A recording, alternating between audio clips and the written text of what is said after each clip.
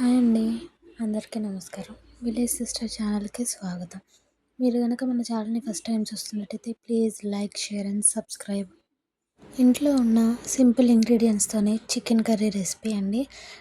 ఇది రైస్‌లోకి కానీ, చపాతీలోకి కానీ చాలా బావుంటుంది ఈ రెసిపీ.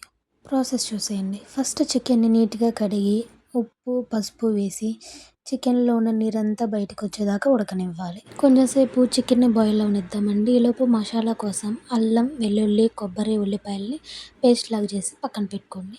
చూసారు కదా, చికెన్‌లో ఉన్న వాటర్ అన్నీ పోయాయి. ఇప్పుడు ఆయిల్ వేసి మంచిగా ఫ్రై చేసుకోవాలి.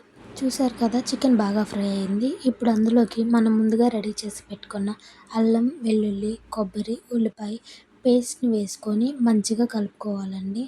మంచిగా అంతా ఈవెన్‌గా కలుపుకోవాలండి.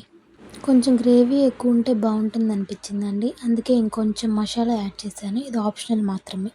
గరం మసాలా కోసం కొన్ని ధనియాలని వేయించుకొని పక్కన పెట్టుకోండి. వేయించిన ధనియాలను మెత్తగా మిక్సీ చేసుకోండి. అందులో కొన్ని వెల్లిపాయలు కూడా వేసుకోండి. చికెన్లో ఉన్న ఆయిల్ అంతా ఇలా పైకి తేలేలాగా మంచిగా ఫ్రై చేసుకోండి. ఇలా ఫ్రై చేసుకుంటేనే మనకి మంచిగా టేస్ట్ అనేది బాగుంటుందండి. చికెన్లోంచి ఆయిల్ అంతా సపరేట్ అయింది చూసారా. ఇప్పుడు మీ టేస్ట్కి సరిపడా కారం, సాల్ట్ వేసుకొని మంచిగా కలుపుకోవాలి.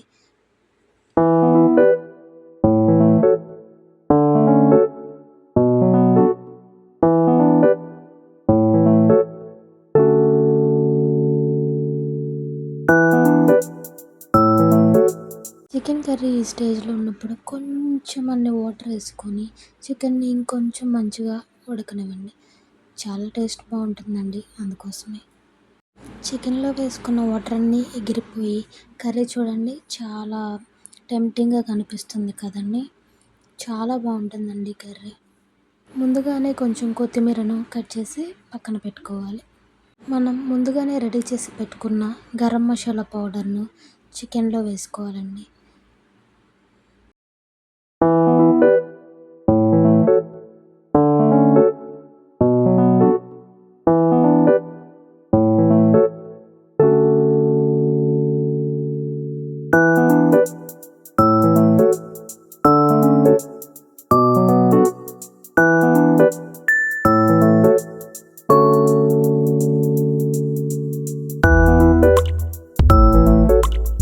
ఫైనల్లీ చికెన్ కర్రీ అయితే రెడీ అయిపోయిందండి. ఇప్పుడు కొత్తిమీరతో గార్నిష్ చేసుకుంటే మన simple and tasty yummy chicken curry recipe ready అయిపోయింది. ట్రై చేసి ఎలా వచ్చిందో చెప్పండి. ఈ వీడియో ఎలా అనిపించిందో కామెంట్లో చెప్పండి. Please like, subscribe.